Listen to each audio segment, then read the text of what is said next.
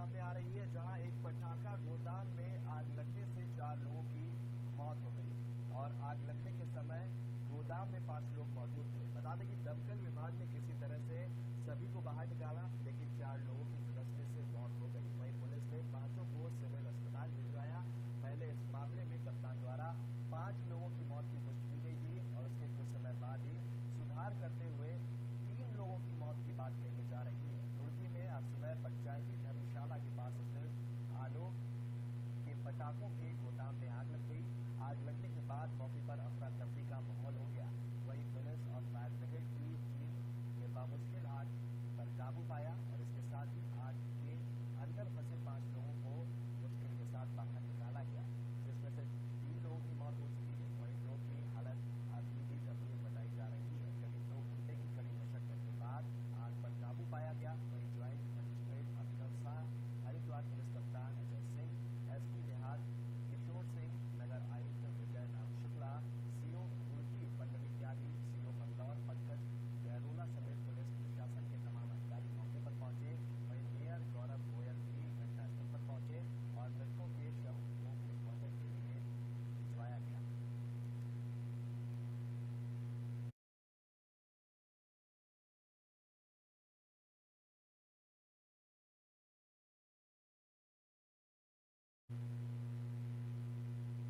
उत्तराखंड राजभवन में आगामी 3 मार्च से 5 मार्च तक वसंतोत्सव का आयोजन किया जाएगा। राज्यपाल गुरमीत सिंह ने वसंतोत्सव को लेकर जानकारी दी और इस दौरान राज्यपाल ने उद्यान विभाग की किसान डायरी का भी विमोचन किया। आपको बता दें कि इस बार ये उत्सव 3 दिन का रहेगा। इस बार उत्तराखंड का ब्रांड एम्बेसडर पौधा टिमरू को बनाया गया है। रूफ ऑफ गार्डनिंग बार्डकाई टेरेसियाम हनी को विशेष रूप से जोड़ा गया है। इस दौरान कार्यक्रम में 186 पुरस्कार वितरित किए जाएंगे। आपको बता दें कि इसको लेकर कार्यक्रम को भव्य रूप देने की लगातार तैयारियों को किया जा रहा है। कार्यक्रम में दिव्यांगों को विशेष एंट्री दी जाएगी। कृषकों की आय दोगुनी करने के लिए कृषकों को भी वसंतोत्सव में टेक्निकल पॉइंट सिखाए जाएंगे। कृषकों को व्यापारी बनाने के लिए ये सिखाया जाएगा।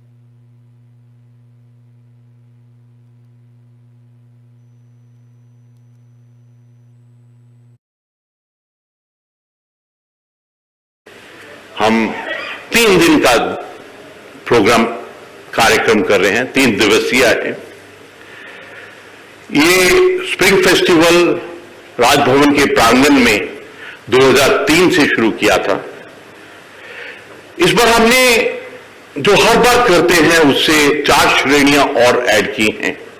पहला रूफटॉप गार्डनिंग, दूसरा बोनसाई। मुझे बताते हुए, आपसे साझा करते हुए बहुत खुशी हो रही है कि राजभवन के अंदर में जो बोनसाई गार्डन है, इसके अंदर में 600 प्रजातियां हैं। There are 600 species of bonsai. अपने आप में अलग कला है और एक इंटरनेशनल स्टैंडर्ड के वृक्ष हैं उसके अंदर में। और उसके अंदर में एक एक पेड़ अपनी कहानी कहता है। मैं आपके साथ साझा करना चाहता हूं। बहुत टचिंग बात है कि जब महामहिम राष्ट्रपति जी आए थे, जब इनका रेनोवेशन इनॉग्रेशन किया था, तो उसमें एक वृक्ष है बोनसाई, उस दिन पूरा खिले हुए थे। ऐसा लग रहा था वो खुद ही एक सेरेमोनियल बने हुए हैं। लगता है कि हमारे उत्तराखंड के पेड़, उनका वो दिव्य रूप है। वो अपने आप से जानते हैं कि समय क्या है, क्षण क्या है, मैसेज क्या है। हम उत्तराखंड सरकार की ओर से शनिवार को चारधाम यात्रा की तारीखों के ऐलान के बीच जोशीमठ के पास बद्रीनाथ हाईवे पर करीब 10 से अधिक ताजा दरारें उभरकर सामने आने की बात इस वक्त निकलकर सामने आ रही है। बता दें कि हाईवे बद्रीनाथ श्राइन से जोड़ता है, जो गढ़वाल हिमालय में स्थित सबसे बड़े तीर्थ स्थलों में से एक है।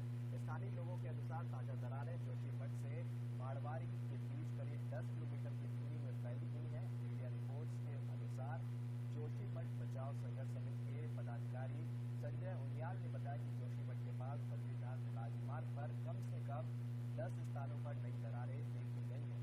राज्य सरकार के दावों के विपरीत पुरानी दरारें चौड़ी हो रही है और नई दरारें भी आ रही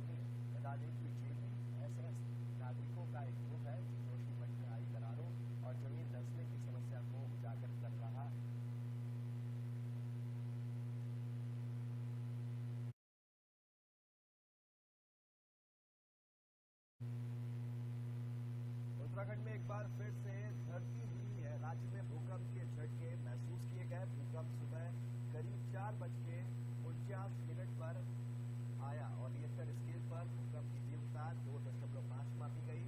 राहत की बात यह है कि इस भूकंप से किसी भी तरह से जान-माल का कोई भी नुकसान नहीं हुआ है। बता दें कि उत्तराखंड में हाल के दिनों में कई बार भूकंप आया जो चिंताजनक है। 19 फरवरी को मध्य प्रदेश के इंदौर में भी भूकंप आया था। भूकंप की तीव्रता मापी गई थी और इसी दिन रात में करीब 12 बजे अरुणाचल प्रदेश के तवांग में भी भूकंप के झटके महसूस किए गए। हाल के दिनों में देश के कई राज्यों में तेज भूकंप के झटके महसूस किए गए हैं। जहां भारत में बार-बार भूकंप के झटके महसूस किए जा रहे हैं, तो वहीं तुर्की और सीरिया में भूकंप से भारी तबाही हुई है। भूकंप की वजह से 46,000 से ज्यादा लोग जान गंवा चुके हैं।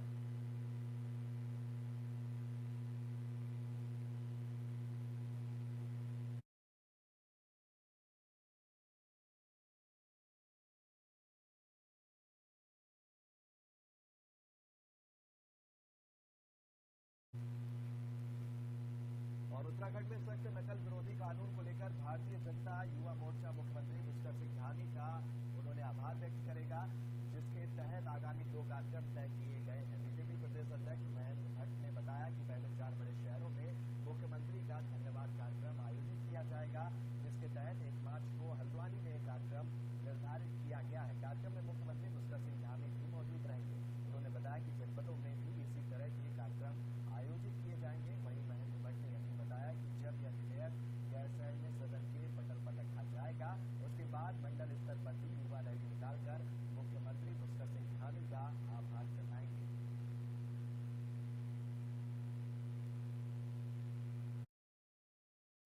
उत्तराखंड के अंदर देश का सबसे कठोर कानून नकल विरोधी कानून आया है। युवाओं का विश्वास से बड़ा है और अभी तक जो प्रतिभाएं कुंठित होती थी उनके अंदर विश्वास जागृत हुआ है। और क्योंकि हमारे युवा मोर्चे के साथियों ने तय किया है कि मुख्यमंत्री जी का इस विषय को लेकर आभार व्यक्त करेंगे, तो 2 प्रकार के कार्यक्रम इस दिशा में लिए हैं। एक तो 4 स्थानों पर हम बड़े अपने युवा सम्मेलन और आभार रैली के रूप में करेंगे, जिसमें 1 तारीख को हल्द्वानी में एक कार्यक्रम रहेगा, जिसमें माननीय मुख्यमंत्री जी रहेंगे। उसके बाद जिस दिन ये विधेयक कानून बनेगा, विधानसभा के अंदर भराड़ीसैंण में आएगा, उसी दिन श्रीनगर में हम मुख्यमंत्री का आभार व्यक्त करेंगे। इसके साथ साथ सभी जनपदों में हमारे प्रत्येक मंडल में हमारे युवा मोर्चे के साथी युवाओं के साथ मुख्यमंत्री का आभार की रैलियां हर मंडल में निकालें। ये उसका एक हमने स्वरूप अभी तक बनाया है। अच्छा, चारधाम यात्रा को लेकर प्रशासन अलर्ट हो गया है। बताया जा रहा है कि चारधाम यात्रा में प्रतिदिन श्रद्धालुओं के दर्शन करने की संख्या बढ़ सकती है। 21 फरवरी को मुख्यमंत्री मिस्टर सिंह धामी की अध्यक्षता में होने वाली बैठक में यह निर्णय भी लिया जा सकता है। उत्तराखंड पर्यटन विभाग ने प्रस्ताव तैयार किया है। पिछली बार चारधाम यात्रा में रिकॉर्ड श्रद्धालुओं के चलते इस साल सरकार संख्या बढ़ा सकती है। आपको बता दें कि बद्रीनाथ धाम में प्रतिदिन 18,000, केदारनाथ धाम में 15,000, गंगोत्री धाम में 9,000 और यमुनोत्री धाम में 5500 श्रद्धालुओं को प्रतिदिन दर्शन कराने का प्रस्ताव है। और इस साल 22 अप्रैल से चारधाम यात्रा शुरू हो रही है।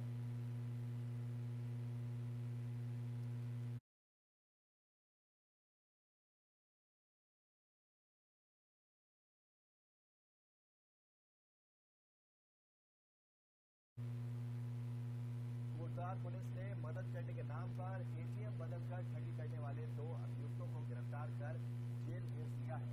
15 फरवरी को मानपुर के रहने वाले एक व्यक्ति ने एसबीआई में उनकी मदद करने के बहाने एटीएम बदलकर 65,700 की धनराशि अपने खाते से निकलने की सूचना उन्होंने कोटद्वार थाने में दी, जिसके बाद पुलिस दोनों आरोपियों की तलाश में जुट गई और कल देर शाम 2 अभियुक्तों को बालासोर तिराहे से गिरफ्तार किया गया है, जिसमें दीपक लोगों के साथ ठगी करता था और संदीप वहीं पास में रहकर बेइज्जती करता था। डीएसपी शेखर चंद्र सुयाल ने बताया कि यह लोग राज्य के अन्य शहरों में भी रुके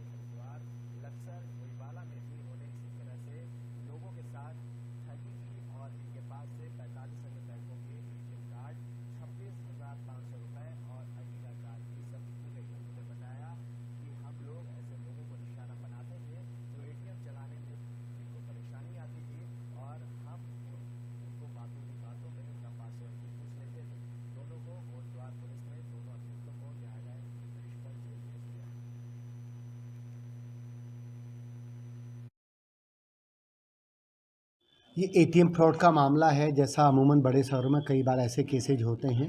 कोटद्वार में परसों 15 तारीख को एक वृद्ध व्यक्ति थाने में पहुंची, जिनका ये कहना था कि उनका एटीएम यूज़ करने वो किसी बैंक में गए थे, तो वहाँ किसी लड़के के माध्यम से उनके साथ फ्रॉड हुआ है। फ्रॉड ये था कि उनको अपने एटीएम रन करने में कुछ दिक्कत आई। जो लड़का वहाँ पर खड़ा था उसने किसी बहाने उनका विश्वास जीता और उनका पिन कोड लेकर के एटीएम एक्सचेंज कर दिया। एटीएम एक्सचेंज का मतलब उन वृद्ध व्यक्ति का एटीएम अपने पास ले लिया और कोड वो जान चुका था उनसे बात करने के बाद, और उन अपना कोई फर्जी एटीएम उनको दे दिया। जब 2 घंटे बाद उस एटीएम से विड्रॉ हुआ तो वो अवेयर हुए कि शायद उनके एटीएम्स के साथ फ्रॉड हुआ, उनके साथ फ्रॉड हुआ है। पैसे करीब उनके 19,500 रुपये निकले। इमीडिएट जैसे ही उन्होंने थाने में अप्रोच करी, मुकदमा दर्ज हुआ। एसआई मेहराजुद्दीन के नेतृत्व में एक टीम